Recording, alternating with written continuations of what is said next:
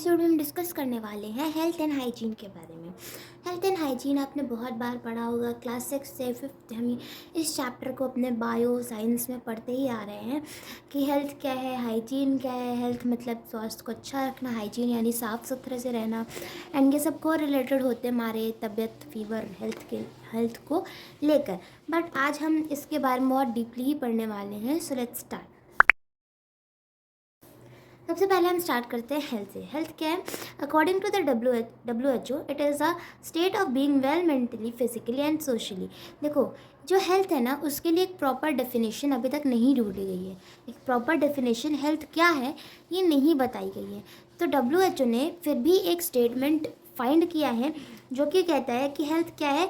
एक ऐसा स्टेट, एक ऐसा टाइम, एक ऐसा बॉडी का वो कंडीशन जहाँ पे वो बॉडी जो हमारी है वो एकदम अच्छी तरीके से स्वस्थ है, एकदम अच्छी तरीके से सही है। हमारे मेंटली भी एकदम कोई भी प्रॉब्लम नहीं है, फिजिकली भी हम सही हैं और सोशली भी हम सही हैं, ठीक है। Also considered as the absence of disease, यानी कि कॉमन सी बात है, अगर ये सारी चीज़ें हैं मतलब कि हम मेंटली भी ठीक है, हमारी मतलब पूरी तबीयत वगैरह ठीक है, तो कॉमन सी बात है कि हमारे कोई बीमारी नहीं है ना, तो एब्सेंस ऑफ डिजीज़। ठीक, नाउ अब देखते हैं कि एब्सेंस ऑफ डिजीज़, अरे डिजीज़ क्या है? Body is not functioning as normal.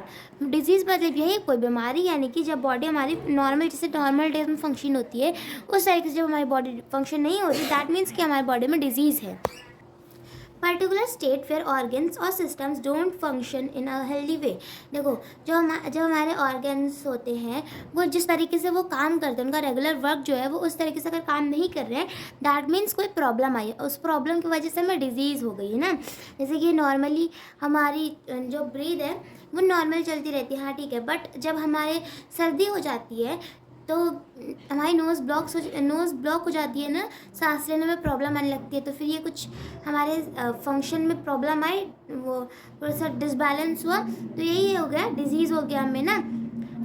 अकस due, किस डिजीज़ यानी बीमारी क्यों होती है, कैसे होती है? Infections through micro organisms. Micro organisms जो छोटे छोटे ऑर्गेनिज्म होते हैं उनकी वजह से इन्फेक्शन जो होता है वो फैलता है, ठीक है। Allergy problem due to allergens. देखो, एलर्जेंस क्या होते हैं कि जिनकी वजह से एलर्जी होती है। कुछ लोग को दूध से एलर्जी होती है, कुछ लोग को जानवरों के फरों से एलर्जी होती है, एंटस्ट से एलर्जी होती है, पॉलन ग्रेन से होती है, बहुत सारी चीज़ों से एलर्जी होती है कुछ लोग को। तो उस चीज़ से हम दूर रखते हैं ना।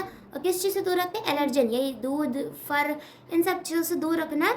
मतलब कि वो इंसान जो है वो उस ऑब्जेक्ट से, उस चीज़ से एलर्जिक है, ठीक है, और वो जो चीज़ है वो एलर्जन कहलाएगी। क्या कहलाएगी? Allergen. Smoking, alcoholism, drug addiction, unhealthy lifestyle, ये इन सब वजह से भी क्या हो सकता है? देखो, स्मोकिंग यानी कि सिगरेट पीना, एल्कोहलिज्म दारू पीना, ड्रग एडिक्शन, ड्रग जो आप जानते हैं ना, ये सारी चीज़ों से हमें क्या हो सकती है? डिजीज़ हो सकती है। ये बहुत ही कॉमन चीज़ है, सभी को पता होता है। स्मोकिंग यानी कि जो सिगरेट होती है उसमें एक टोबैको नाम का पाउडर टाइप होता है जो कि हमारे बॉडी को बहुत हार्म करता है। हमारे बॉडी में जो टोबैको है वो एक छन्नी, जैसे जब चाय पत्ती छानते हैं ना तो चाय पत्ती रह जाती है छन्नी में, उस तरीके से हमारे बॉडी में टोबैको रह जाता है, ठीक है, जो कि हमारी बॉडी को बहुत ही ज़्यादा नुकसान पहुंचाता है। उसके बाद अनहेल्दी लाइफस्टाइल, यानी कि देर से उठना, देर से खाना, कभी जल्दी खा रहे कभी लेट खा रहे, तो इन सब चीज़ों की वजह से क्या हो सकता है? हमें इससे भी बीमारी हो सकती है, ठीक है। आपने नोटिस किया होगा कि आप जब पूरे दिन लेटे हो, पूरा हफ्ता आपने बहुत ही लेजीनेस से गुजारा है, तो आपके बॉडी में थोड़ी सी पेन वगैरह होती है। मतलब बेफालतू को जब रेस्ट करो, जब हमारी बॉडी रेस्ट मांग ही नहीं रही है, तब वो थोड़ी ज़बरदस्ती वाली रेस्ट हो जाती है ना, तो उसे हम कहते हैं अनहेल्दी लाइफस्टाइल, ठीक है। कभी एक गलत टाइम पे खाना खाना, ठीक है, जैसे कि आप डेली 9 बजे सुबह नाश्ता करते थे एंड एक 1-1:30 बजे तक खाना खा रहे थे, बट आज आप अचानक से 3 बजे खाए हो, तो ऑफकोर्स आपके सुबह से आप भूखे थे एंड अब आप 3 बजे खाए हो, तो आपके पेट में क्या है? दर्द होना शुरू होगा, जो कि फिर से डिजीज़ को उत्पन्न करेगा ना। अब हम अलग अलग तरीके के डिजीज़ देखते हैं। पहला डिजीज़ है कम्युनिकेबल डिजीज़। कम्युनिकेबल यानी कि इधर से उधर फैलना, कम्युनिकेट करना मतलब एक दूसरे से बात करना ना, सो यही मतलब है कम्युनिकेबल डिजीज़, मतलब कि इधर से उधर फैलने वाली diseases. Cause by invasion of micro organisms like bacteria, virus, fungi, protozoa. ठीक, ये कम्युनिकेबल डिजीजेस होती क्यों हैं, कैसे होती हैं? जब माइक्रो ऑर्गेनिज्म जैसे कि बैक्टीरिया, वायरस, फंजाई, ये सारी चीज़ें जो है वो एक पर्सन से दूसरे पर्सन तक जाते हैं तो वो क्या फैलाते हैं? डिजीज़ फैलाते हैं। ठीक है, these micro organisms called pathogens. वो जो ये जो हमारे माइक्रो ऑर्गेनिजम्स जा रहे हैं उन्हें हम कहते हैं पैथोजेंस। उन्हें हम क्या कहते हैं? पैथोजेंस। ठीक है, passes from unhealthy to healthy person. Unhealthy person से हेल्दी पर्सन तक जाते हैं, तभी वो हेल्दी पर्सन भी अनहेल्दी हो जाते हैं ना। और ये किसके किसके थ्रू जा सकते हैं? Air, water, food, animals. ठीक है, और कभी कभार तो टच के थ्रू भी जाते हैं ना। एयर कैसे? जैसे कि आप लोग एक ही रूम में हो, दोनों लोग सराउंड में सांस ले रहे हो, तो उसकी जो CO2 है वो एयर में ही तो जा रही है ना, डस्ट को फैला रही है। अब वही फिर थोड़ी देर में तुम ही ले लोगे। इसलिए कहते हैं कि जो इन्फेक्टेड पर्सन होते हैं उन्हें मास्क लगा के रहना चाहिए। ठीक, फिर एक जब बीमार होता है कोई इंसान, आप उसका जूठा पानी अवॉइड करते हो ना, तो फिर इसीलिए क्योंकि जूठा पानी पीने से उसके जो बैक्टीरिया है वो आपके बॉडी के अंदर आ जाएंगे। ठीक है, और ये जो माइक्रो ऑर्गेनिजम्स है वो किसके थ्रू जा रहे हैं? किसके थ्रू जा रहे हैं? वाटर, फूड, इन सब के थ्रू। और ये जो माइक्रो ऑर्गेनिजम्स जा रहे हैं वो क्या है? प्रोटोजोआ। ठीक, नेक्स्ट हम देखते हैं वेक्टर। वेक्टर क्या होता है? Some diseases spread through carrier organism called vectors. कुछ जो डिजीज होती हैं वो ऑर्गेनिजम्स के थ्रू फैलती हैं। पहला वाला जो माइक्रो ऑर्गेनिज्म है वो पैथोजन है, दूसरा वाला ऑर्गेनिज्म है जो कि वेक्टर है। कॉमन वेक्टर इनमें से क्या क्या है? Insect, cockroaches, house flies, mosquitoes. ठीक है, ये सारे जो है वो वेक्टर कहलाते हैं। और ये क्या करेंगे जैसे इंसेक्ट्स हैं, जैसे मॉस्किटो बाइट से हमें डेंगू, मलेरिया, ये सारी जो बीमारियां होती हैं वो होते हैं वेक्टर्स। देखो, माइक्रो मतलब कि छोटे, तो माइक्रो ऑर्गेनिजम्स यानी जो हमारे इन छोटे छोटे इन्फेक्शन वाले ऑर्गेनिज्म है वो पैथोजेंस हैं। और जो बड़े बड़े वाले हैं जिनको तुम देख सकते हो वो वेक्टर है। कैसे याद रख सकते हो? वेक्टर, वी फॉर विजिबिलिटी ना, तो जो हमारे ऑर्गेनिजम्स होंगे वो विजिबल है, दिख सकते हैं हमको। ठीक, तो ये वेक्टर हो गए। और जो बचे वाले माइक्रो ऑर्गेनिजम्स वाले पैथोजेंस यानी दिखते नहीं होंगे। ठीक, अब कॉमन वेक्टर्स कौन से? यानी कि इंसेक्ट के थ्रू फैल सकती है कम्युनिकेबल डिजीज, कॉकरोचेस के थ्रू, हाउस फ्लाइज के थ्रू एंड मॉस्किटो के through. Pathogen does not cause vector disease in vector. जो पैथोजेंस होते हैं उनकी वजह से वेक्टर बीमार नहीं पड़ सकते। यानी पैथोजेंस कौन थे? वायरस, फंजाई, बैक्टीरिया ना, इन सब की वजह से कॉकरोच, इंसेक्ट यानी वेक्टर जो है वो बीमार नहीं पड़ सकते हैं। ठीक, नेक्स्ट हम आते हैं मलेरिया। मलेरिया क्या है? Malaria is transmitted by the bite of female anopheles mosquito. देखो, हमें ये पता है कि जो मलेरिया होता है वो किसी मच्छर के काटने की वजह से होता है। अब कौन से मच्छर की? देखो, मच्छर तो हमें बहुत काटते हैं, मगर अब तुमने नोटिस किया कितने मच्छर काटते हैं? हर किसी को मलेरिया क्यों नहीं होता? क्योंकि एक ऐसा पर्टिकुलर मच्छर हमें काटने का चाहिए जिससे कि हमारा मलेरिया होगा। सो वो कौन सा मच्छर होगा? Female Anopheles. ठीक है, कौन सा? फीमेल एनोफिल्स मॉस्किटो जो होगा उसकी वजह से हमको मलेरिया हो सकता है। Carries malarial parasite in its salivary gland. इसके काटने की वजह से क्या होता है?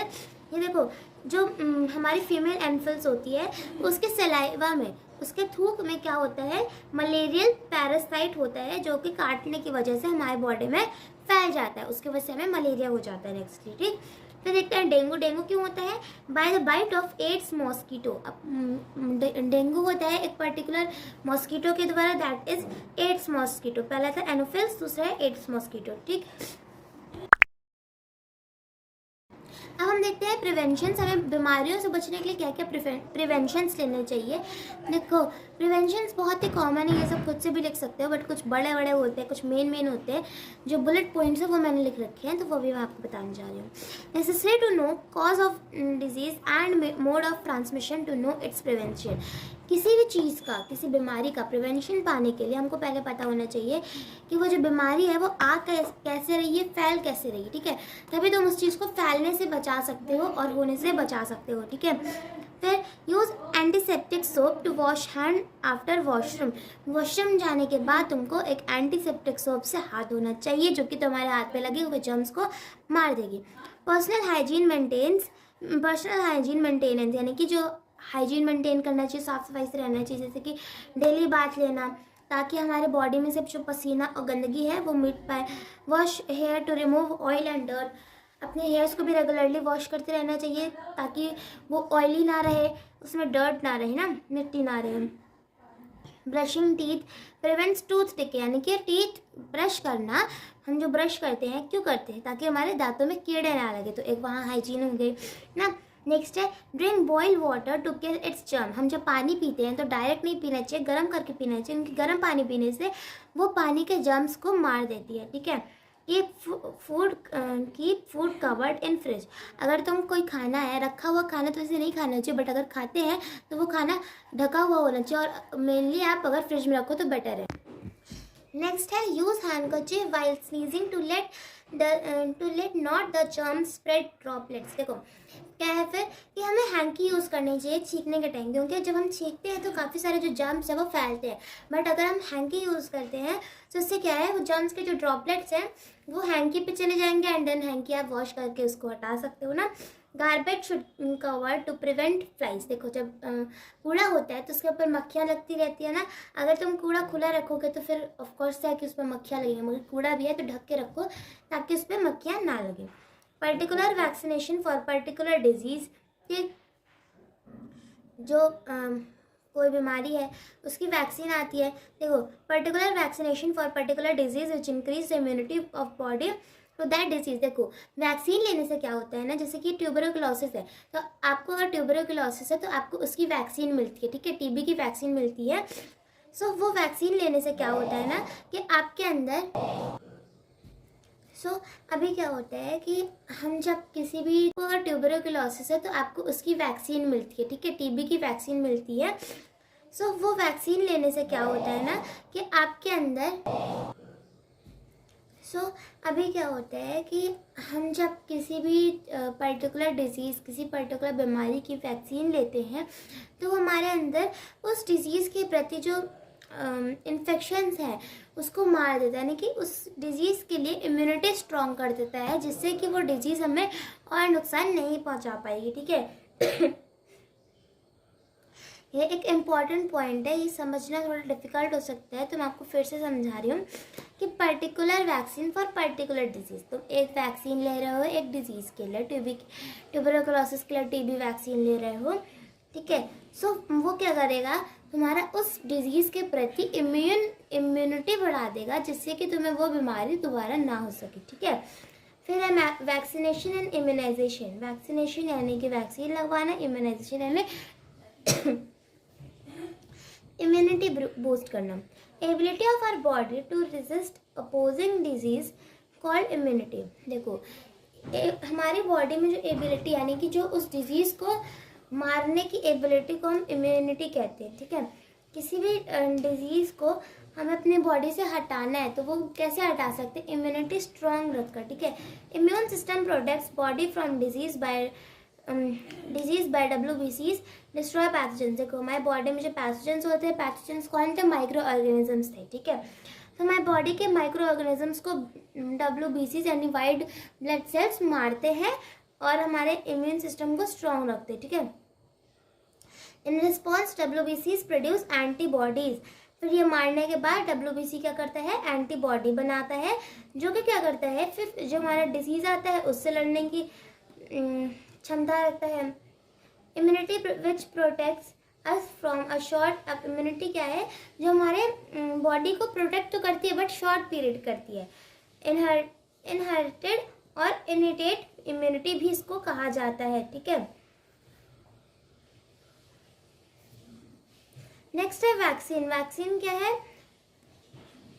वैक्सीन क्या है, देखो पहले तो इम्यूनिटी क्या था, हमको पता है कि हाँ वो स्ट्रांग रखने के लिए होता है, but short period of time में तक तुम रह पाओगे, ठीक है। अब इस चीज़ को तुम बढ़ाने के लिए क्या, तुम लंबे समय तक उस डिजीज़ के प्रति स्ट्रांग रह पाओ, वो डिजीज़ में दोबारा ना हो, तुम इसके लिए वैक्सीन ले सकते हो। वैक्सीन क्या है, vaccine is preparation consist of weak और killed pathogens to reduce a disease, ठीक है।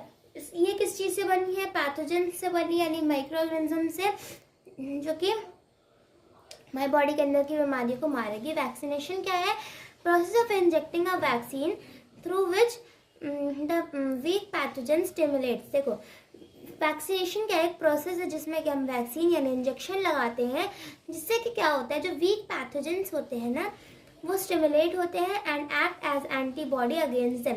वो हमारी बॉडी के अंदर बेसिकली वैक्सीन का जो वो है अंदर जाता है, उसके बाद वो क्या करता है एंटीबॉडीज़ बनाता है जो हमारी बॉडी को इन्फेक्शन से लड़ने के लिए अलाउ करता है और आगे के इन्फेक्शंस को आने से भी रोकता है। ठीक है, कि आगे वैक्सीन हम इसलिए लगवाते हैं ना कि आगे जाके कोई बीमारी ना हो। ठीक है, सो वही चीज़ है। And this development of immunity responsing pathogen called immunisation. और यही चीज़ जो है हमारी जो इम्यूनिटी डेवलप हुई इसको वैक्सीन लगवाने के बाद पैथोजन को मारते हुए उसको हम कहते हैं इम्यूनाइजेशन। ठीक है, इम्यूनाइजेशन किसे कहते हैं? हमारी इम्यूनिटी को स्ट्रॉन्ग करना वैक्सीन लगवाकर पैथोजेंस को मारते हुए, यानी कि वैक्सीन लगवाने से पैथोजेंस मर जाते हैं और वो हमारी इम्यूनिटी को स्ट्रॉन्ग कर देता है जो हमारी बॉडी को बीमार होने से बचाता है। ठीक है,